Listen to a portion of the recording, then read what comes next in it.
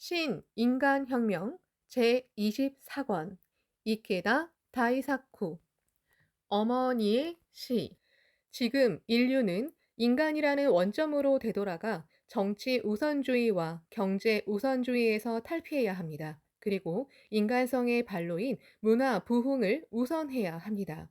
전 인류는 인간 문화의 부흥을 희고하고 있습니다.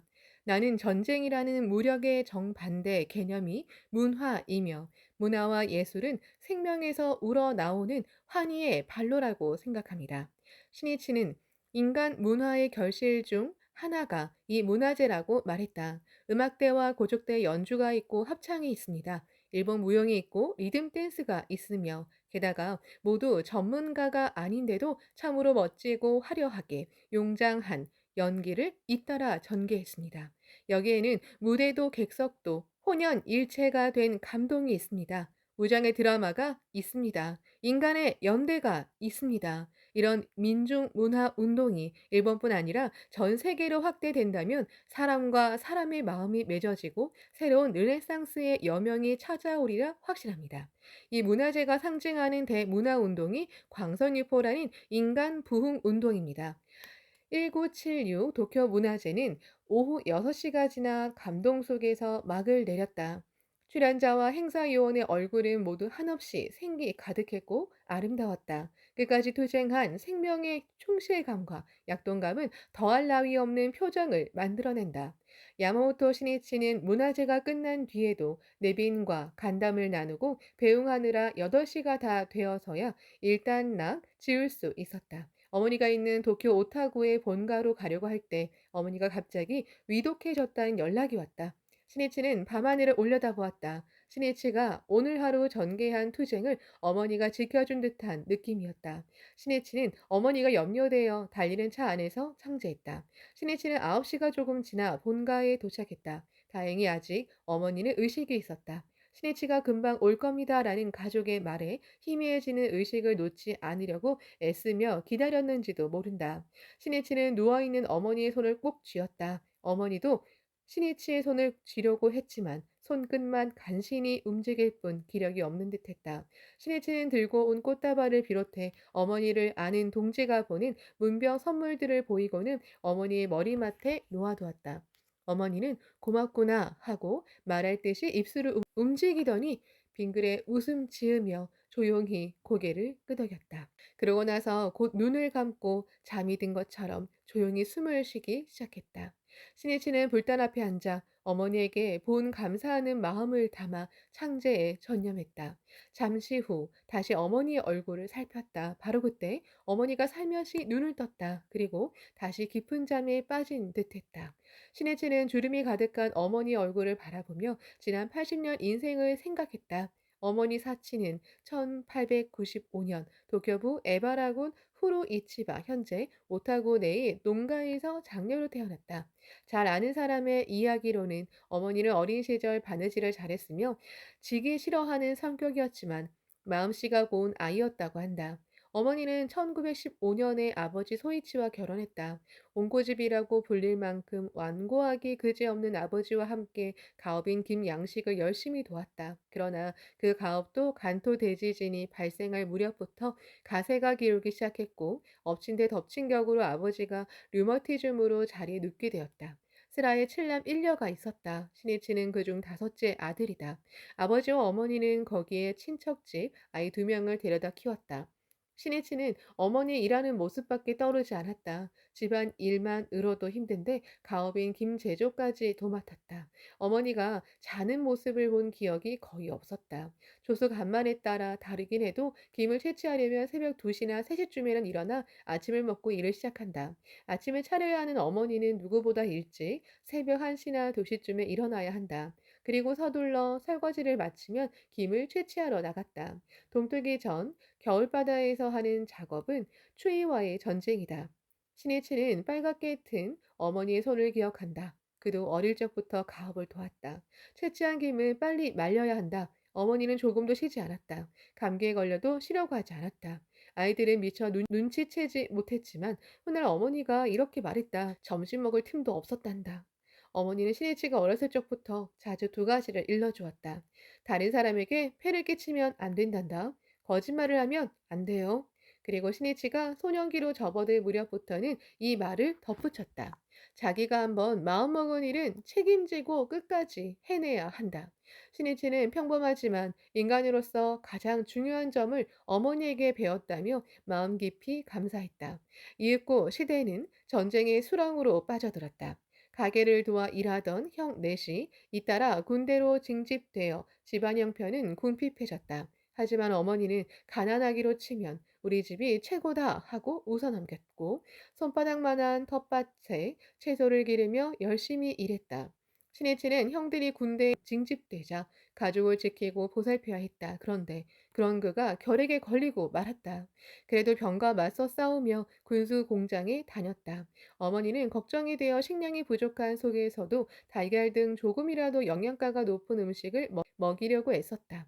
1945년 봄, 전쟁이 끝나기 전이었다. 그때까지 살던 가마타구 고자 당시에 있던 집은 공습으로 화재가 번지는 것을 방지하기 위해 허물기로 결정되어 강제로 소개되었다. 어쩔 수 없이 가까운 친척집 부지에 집을 지어 지내기로 했다. 가구도 나르고 드디어 가족이 모두 함께 모여 살기로 한 5월, 공습이 있었다. 그 집도 소위탄을 맞고 모두 불타버렸다.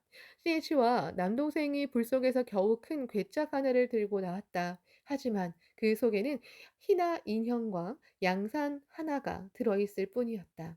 낙담한 나머지 아무런 말도 나오지 않았다. 그때 어머니가 쾌활하게 말했다.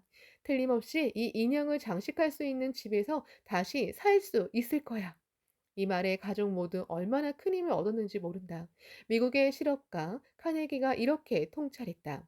밝은 성격은 재산보다 훨씬 더 존귀하다. 그 무렵 이런 일이 있었다. 역시 공습을 받을 때였다. 어둠이 걷히기 시작한 하늘에서 낙하산 하나가 보였다. 고사포를 맞고 격추된 B-29 폭격기에서 탈출한 미군 병사였을 것이다. 낙하산은 순식간에 지상으로 내려오더니 시니치의 머리 위를 지나갔다. 신이치는 그때 병사의 얼굴을 뚜렷이 보았다. 20살이 갓 넘은 듯했다. 신이치는 17인 자신과 그다지 나이차가 없어 보이는 젊은 병사를 보고 적잖은 충격을 받았다. 귀축미영이라고 계속 배웠지만 직접 눈으로 보니 결코 귀신도 짐승도 아니었다. 피부색이 하얗고 아직은 소년티를 벗지 못한 젊은이였다. 신이치는 이 병사가 어떻게 되었는지 마음에 걸려 견딜 수 없었다. 그래서 어른들에게 물어보았다. 그 미군 병사는 모여든 사람들에게 몽둥이로 실컷 두들겨 맞은 다음 헌병들에게 눈이 가려진 채 연행되었다는 말을 들었다. 신이치는 적군이라고는 하지만 가슴이 아팠다. 집으로 돌아와 어머니에게 그 이야기를 전했다. 어머니는 표정이 어두워지며 슬픈 눈으로 이렇게 말했다. 가엾게도 다치지 않았으면 좋으련만 그 군인의 어머니가 얼마나 걱정할까. 어머니의 입에서 가장 먼저 나온 말은 젊은 군인을 염려하는 말이었다. 미국과 영국에 대한 증오심을 부채질하며 부인들마저 죽창 훈련을 하느라 날이 새는 줄도 모르던 시대였다. 하지만 아들넷이 모두 살아 돌아오기만을 바라며 가슴 아파하던 어머니는 미군의 어머니와 자신을 오버랩했으리라. 자식을 사랑하고 자애하는 어머니의 마음은 적군이든 아군이든 아무 상관이 없다. 그 마음은 인간애와 평화의 원점이다. 그런 어머니의 마음으로 되돌아갔을 때 아무리 복잡한 배경이 있는 국가 간의 전쟁이라는 헝클어진 실타래라고 해도 반드시 그 실마리를 찾을 수 있을 것이다. 신혜치는 그런 어머니를 보며 자기도 모르는 사이에 인간을 중심으로 평화를 생각하는 관점을 배웠는지도 모른다. 제2차 세계대전이 끝나고 신해치는 도쿄 간다의 미사키초에 있는 동양상업, 현재 동양고교 야간부에서 공부했다. 항상 수업을 마치고 집에 돌아오면 밤 10시 정도가 되었다. 꼭두 새벽부터 움직이는 신이치의 집은 저녁에는 모두 일찍 잠자리에 들었다. 하지만 어머니만큼은 물자가 부족한 시대인데도 우동이나 수제비, 찐 감자 등을 준비해 놓고 신혜치를 항상 기다렸다. 그리고 신혜치의 건강을 염려하며 언제나 고생 많았지? 하고 다정하게 말을 건넸다. 신혜치는 그런 어머니의 말에 얼마나 큰 힘을 얻고 무량한 자애를 느꼈는지 모른다. 밝고 인내 강한 어머니, 어떤 때라도 웃음을 잃지 않던 어머니, 신혜치는 그런 어머니가 몸을 떨면서 소리 죽여 흐느껴 우는 모습을 본 적이 있었다. 1947년 5월 맏형 기쿠오가 버마, 현재 미얀마에서 전사했다는 통지가 도착했을 때다.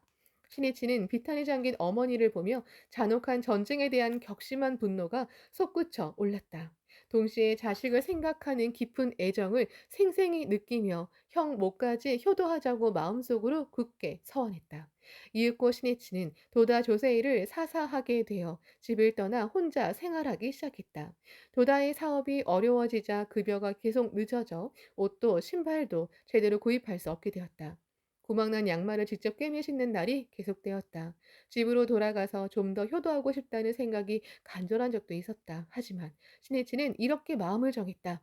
광선유포의 지도자는 도다 선생님뿐이다. 내가 선생님의 사업을 떠받치지 않으면 광선유포도 파탄이 난다. 나 자신은 물론 선생님에게도 또 학회에도 지금이 가장 중요한 고비다. 성운에 이렇게 쓰여 있다. 법화경을 수지한 사람은 부모의 은혜에 보답하느니라. 어서 1528쪽. 자신이 정법을 수지하고 강한 신심으로 일어서는 일은 부모에게 할 수 있는 가장 큰 효도가 된다는 말씀이다.